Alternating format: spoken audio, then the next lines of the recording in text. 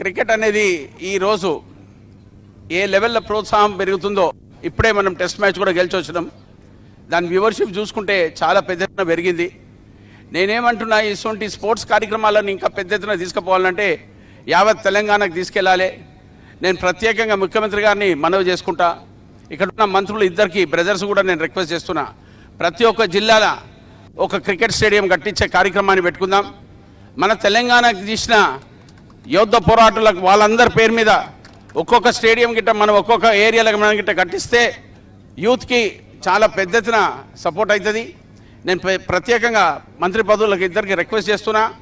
మా రేవంత్ బ్రదర్కి కూడా మాకు చెప్పాలి అవసరం ఉన్నది. మాదా ఆదిలాబాద్, నిజామాబాద్, కరీంనగర్ ఇవన్నీ ఏరియాస్లో చూసుకుంటే ఒక స్టేడియం కట్టాలనే ఒక కార్యక్రమాలు ఉండే. నేను ప్రత్యేకంగా హెచ్సిఏ బీసీసీఐతో మాట్లాడి మన రాష్ట్ర ప్రభుత్వానికి ఒక అవకాశం ఇప్పించే దానికి రిక్వెస్ట్ చేస్తూ ల్యాండ్ అలాట్ చేయించుకుంటా స్టేడియంస్ గిట్ట కట్టిపిస్తే ఇక్కడున్న యూత్కు చాలా పెద్ద ఎత్తున వాళ్ళకు సపోర్ట్ దొరుకుతుందని నేను మనస్ఫూర్తిగా కోరుకుంటున్నా.